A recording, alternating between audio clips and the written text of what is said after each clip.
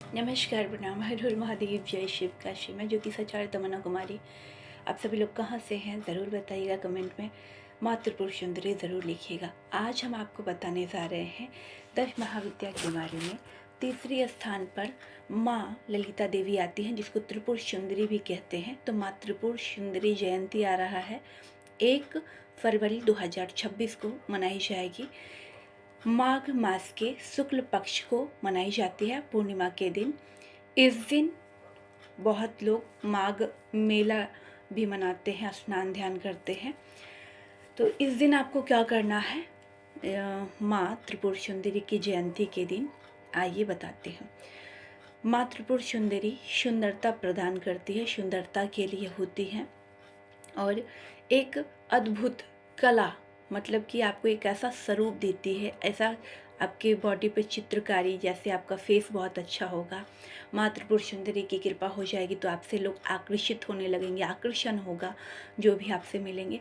तो ये 10 महाविद्या में तीसरे स्थान पर आती है माँ त्रिपुर सुंदरी।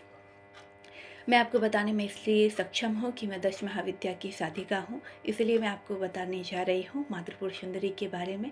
आइए जानते हैं किस विधि से पूजा करेंगे और क्या इसका शुभ मुहूर्त है, कब से कब आरंभ होगा। ठीक है, तो सबसे पहले हम आपको बताएंगे 1 फरवरी 2026 को आरंभ हो जाएगा 3:55 से, और 2 फरवरी 2026 को समाप्त होगा 3:41 पर।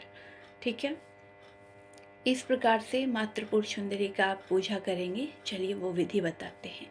माँ त्रिपुर सुंदरी को आप लाल वस्त्र या हरा वस्त्र अर्पण करेंगे, या आप सफ़ेद वस्त्र भी धारण करवा सकते हैं, लेकिन सबसे सुंदर माना जाता है लाल और हरा।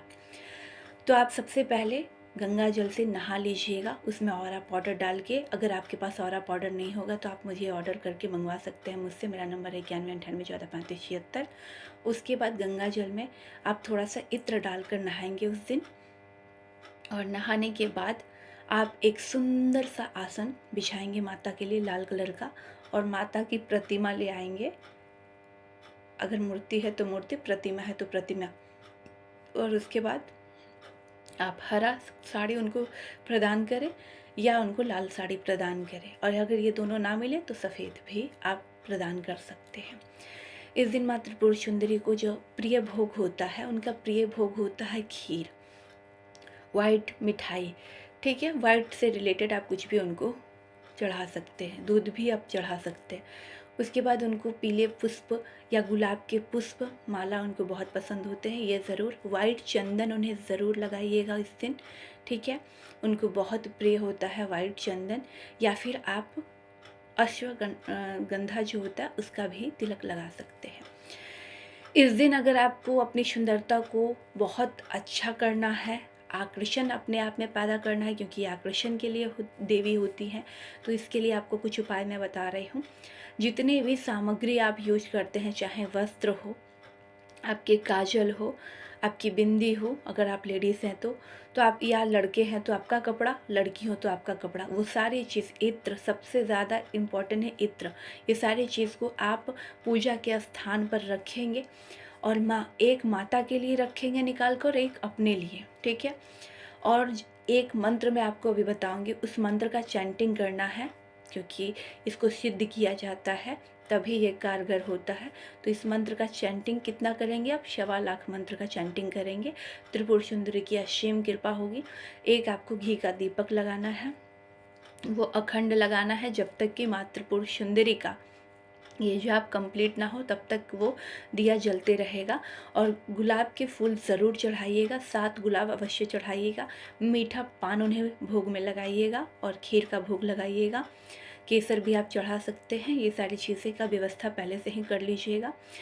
माँ त्रिपुर सुंदरी को बहुत प्रिय है कमलगट्टा, तो उसे घिस कर तिलक उनको अवश्य लगाइएगा चंदन में मिलाकर, और उसके बाद उनकी माला भी उनको अर्पण कीजिएगा, और इसी माला पर आप जप भी कर सकते हैं। ठीक है। तो चलिए हम आपको मंत्र बताते हैं किस प्रकार से माँ त्रिपुर सुंदरी का मंत्र सुंदरता के लिए, आकर्षण के लिए आप यूज कर सकते हैं, और फिर वही सामग्री को आप प्रयोग करेंगे तो देखेंगे कि जब भी उस कपड़े को या फिर उस चीज़ों को लगाकर जहाँ भी जाएंगे वो व्यक्ति आपसे आकर्षित होना चालू हो जाएंगे। तो आइए हम आपको मंत्र बताते हैं। ओम ह्रीं श्रीं क्लीं महात्रिपुर सुंदरी स्वाहा। ये एक ऐसा पावरफुल मंत्र है जो माँ त्रिपुर सुंदरी आप पर प्रसन्न होती है, और आपने इसे सही तरीके से कर लिया तो आपके जीवन में कोई सुंदरता की कमी नहीं होगी। चाहे आप काला दिखते हो, गोरा दिखते हो, कोई मतलब नहीं है। इतने आप में तेज और आकर्षण हो जाएगा कि जो व्यक्ति से आप जो बात मनवाना चाहते हैं वो आप पर मोहित अवश्य होगा। वो ज़रूर आपसे बात करने की कोशिश करेंगे, वो ज़रूर आपसे अटैच होंगे। वो ना चाह कर भी वो व्यक्ति आपसे हमेशा प्रेम भाव रखना चाहेंगे। वो कितना भी आपसे नफ़रत करते होंगे, लेकिन जब आप तैयार होती होंगी, जब आप कुछ ऐसा करते होंगे, उसके दिल में एक बार ज़रूर भाव होगा। कितना भी बड़ा शत्रु हो, उसके ऐसा भाव बदल जाता है मन का। माँ त्रिपुर सुंदरी की कृपा से ये आकर्षण पैदा होता है कि लोग आपसे बात करना चाहते हैं, आपको पलट पलट कर देखते हैं, आपकी सुंदरता इतना अच्छा कर देते हैं, आपकी वाणी इतनी अच्छी कर देते हैं। इसलिए माँ त्रिपुर सुंदरी का इस बार ज़रूर पूजन कीजिएगा। उन्हें इत्र चढ़ाना बिल्कुल मत भूलिएगा। उन्हें इत्र बहुत पसंद होता है, तो इत्र उन्हें ज़रूर अर्पण करें। और एक इत्र अपने लिए रखिएगा, जो आप उस इत्र का प्रयोग वहाँ कीजिएगा जब आपको कोई काम या फिर किसी व्यक्ति को आकर्षण में लाना हो, तब इस इत्र का प्रयोग कीजिएगा। लेकिन गलत दिशा में नहीं, गलत वे में नहीं, ये हमेशा ध्यान रखिएगा, हमेशा अच्छे के लिए। और जो आपने दूसरा माँ को चढ़ाया है उसे माँ पर ही हमेशा, जब भी उनकी पूजा करेंगे, उनको प्रयोग में लाइएगा। ठीक है। और मैं आपसे एक बात यहाँ पर कहना चाहूँगी कि माँ त्रिपुर सुंदरी ही एक ऐसी देवी है जो सुंदरता की अधिष्ठात्री देवी है। सुंदरता की ऐसा मनमोहक छवि है उनका कि आपको मैं बता नहीं सकती हूँ।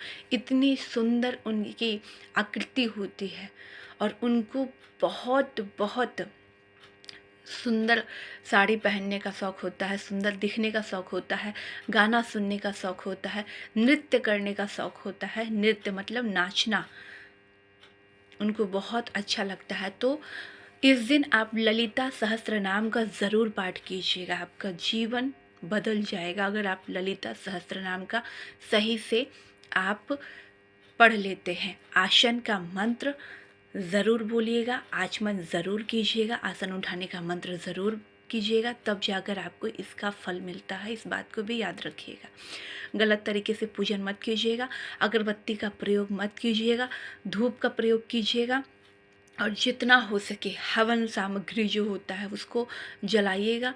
ठीक है, जिससे कि माँ त्रिपुर सुंदरी आकर्षित हो। इतना ज़्यादा अपने घर में इत्र का प्रयोग उस दिन कीजिएगा कि माँ त्रिपुर सुंदरी प्रसन्न हो जाए। और जितने भी आपने सामान वहाँ पर चढ़ाया, वो सारे सामान को आप गुप्त तरीके से रखेंगे, ना कभी किसी को प्रयोग करने देंगे और ना ही किसी से व्यक्त करेंगे। ठीक है, ये सारे सामग्री अभिमंत्रित हो जाएंगे, और उसके बाद जब आप इसे कहीं पर भी किसी भी कार्य के लिए पहनकर या लगा कर जाएंगे, जैसे काजल या फिर कपड़े, तो वह आकर्षण क्रिएट करते हैं। इस बात को याद रखिएगा। और जिस पे माँ त्रिपुर सुंदरी की कृपा बन जाती है, तो उनसे इतने सारे लोग जुड़ना चाहते हैं कि आपको मैं बता नहीं सकती हूँ। और त्रिपुर सुंदरी का जिस भी देवी देवता का जिस भी व्यक्ति पे कृपा हो जाता है, उसका फेस का तेज बताने लगता है कि ये व्यक्ति के ऊपर इस महादेवी या देवता की कृपा हो चुकी है। ठीक है, तो माँ त्रिपुर सुंदरी को नृत्य बहुत पसंद है, तो आप लोग ज़रूर माँ त्रिपुर सुंदरी का उस दिन सॉन्ग बजाइएगा, ललिता त्रिपुर सुंदरी का ज़रूर से ज़रूर। इस बात को हमेशा याद रखिएगा। और शाम की आरती इनका बिल्कुल भी मत भूलिएगा, समय रहते इनकी आरती ज़रूर कीजिएगा। हो सके तो इस दिन व्रत रहिएगा तो और भी अच्छा रहेगा आपके लिए। तो माँ त्रिपुर सुंदरी की पूजा हर व्यक्ति को करना चाहिए, क्योंकि सुंदरता ही आज के समय की सबसे बड़ी ताकत है। अगर आप सुंदर हैं तो लोग आपसे आकर्षित होते हैं, बात करते हैं। भले आज की दुनिया में लोग कहते हैं कि सुंदरता कोई मायने नहीं रखता, लेकिन ये सच नहीं है। आप अक्सर देखते होंगे कि जो व्यक्ति सुंदर नहीं होता, लोग उससे बात नहीं करना पसंद करते, उससे दूर भागते हैं, उससे कोई रिश्ता नहीं रखना चाहते। इसलिए सुंदरता के लिए मातृपुरुष सुंदरी के सानिध्य में जाना चाहिए। और एक आकर्षण, बहुत सारे लोगों का फेस सुंदर नहीं होता, लेकिन उनमें जो आकर्षण होता है, उनके जो चेहरे का तेज होता है, उनकी जो चेहरे की एक्टिविटी होती है, ये माँ के द्वारा मिलती है, यूं ही नहीं मिल जाते। इसलिए कहते हैं ये 10 महाविद्या को प्रसन्न करना है तो उनके जन्म दिवस पर, जो जयंती लोग कहते हैं, वो उनका जन्म दिवस होता है, उस टाइम पर अगर आप करते हैं तो उनकी कृपा असीम होती है। क्योंकि जैसे आपका बर्थडे होता है